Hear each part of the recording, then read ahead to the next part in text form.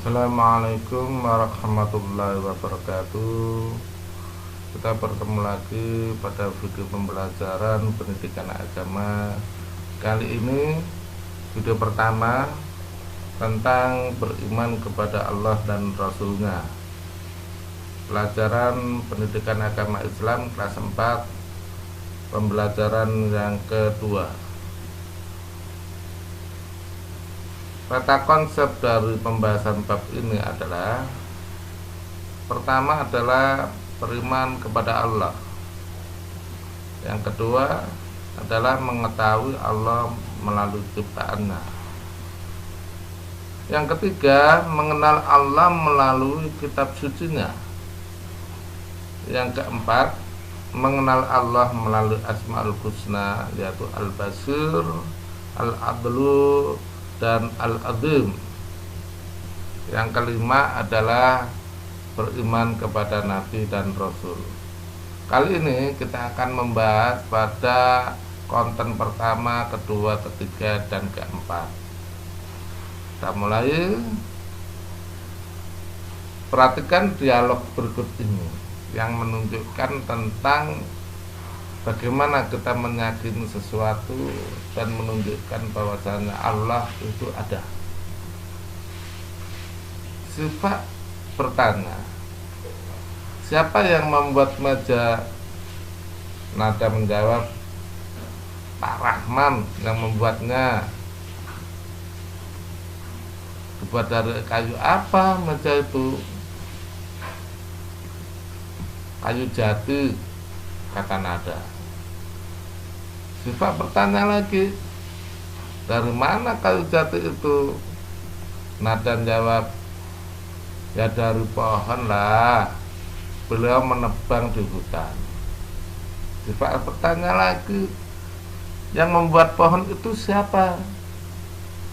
Nada menjawab, ya Allah lah subhanahu wa ta'ala. Jadi kata Sifat, hakikatnya meja itu dari Allah subhanahu wa ta'ala, karena pohon jati tumbuh karena kehendak Allah. Nah, dari dialog ini ada suatu gambaran sebab dan musabab sesuatu itu ada. Tak mungkin sesuatu ada itu tanpa ada pembuatnya. Nah, lanjut kita akan membahas tentang bagaimana beriman kepada Allah. Apa arti beriman kepada Allah? Iman artinya percaya. Sekali lagi, iman secara bahasa artinya percaya. Maka beriman kepada Allah itu artinya yakin bahwa Allah Subhanahu wa ta'ala adalah Tuhan tunggal,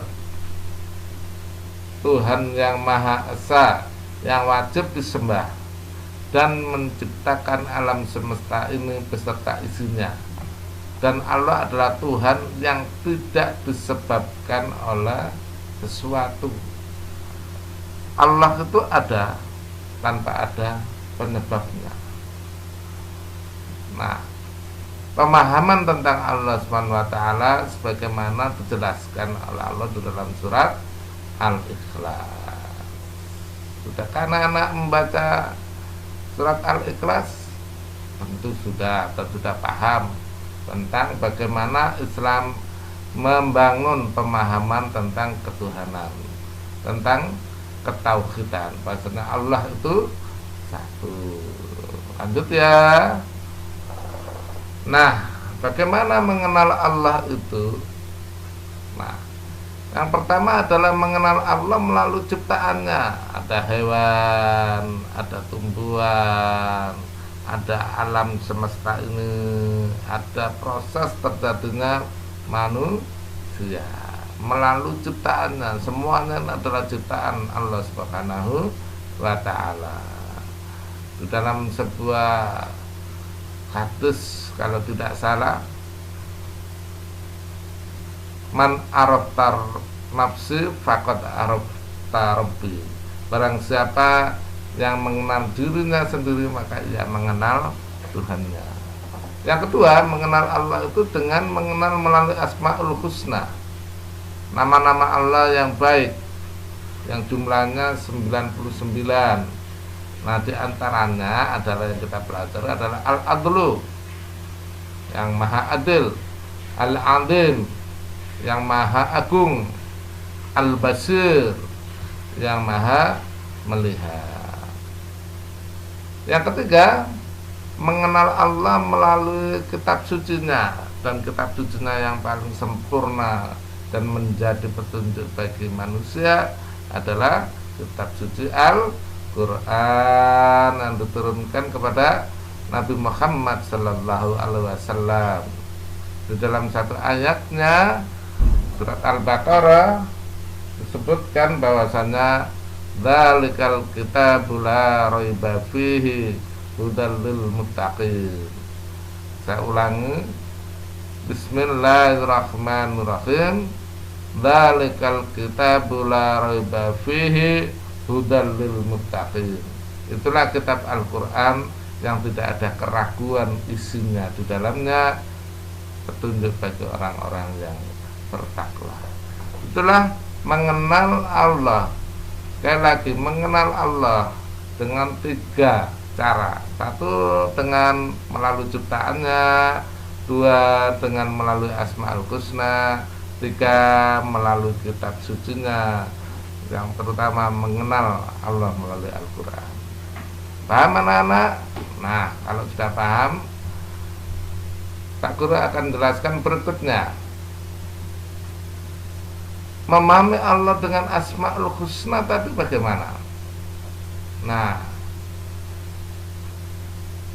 Asmaul Husna adalah nama-nama Allah yang baik dan indah. Jumlahnya ada 99 nama.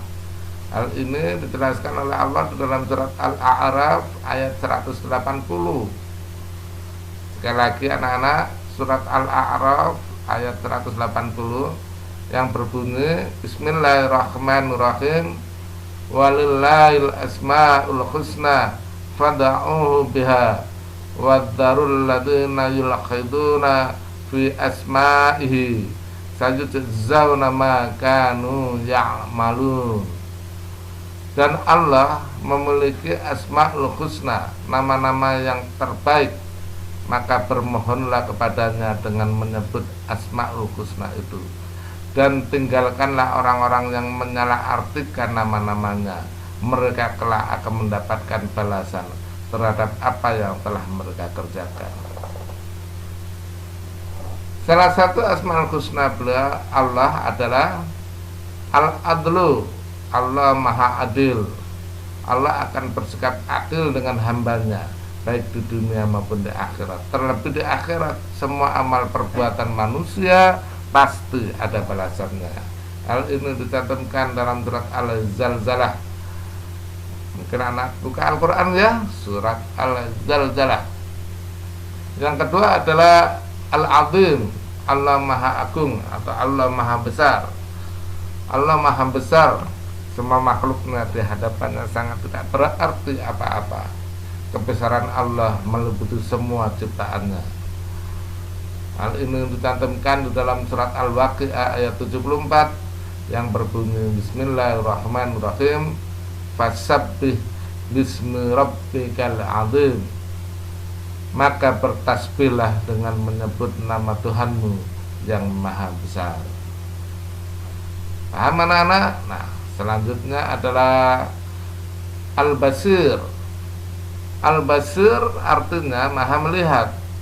Allah melihat semua perbuatan makhluknya, baik yang nampak maupun yang tersembunyi, dan tidak ada sesuatu peristiwa pun yang luput darinya.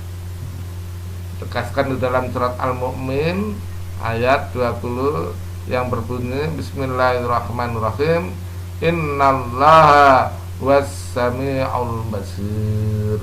Sesungguhnya Allah mendengar lagi maha melihat. Itulah Asmaul Husna Al-Basir. Dan semoga kalian bisa memahami makna dan kandungannya. Selanjutnya, penjelasan-penjelasan itu semoga kalian dapat memahaminya dengan baik. Dan terima kasih kalian semua telah menyaksikan video pembelajaran ini. Semoga bermanfaat. Assalamualaikum warahmatullahi wabarakatuh.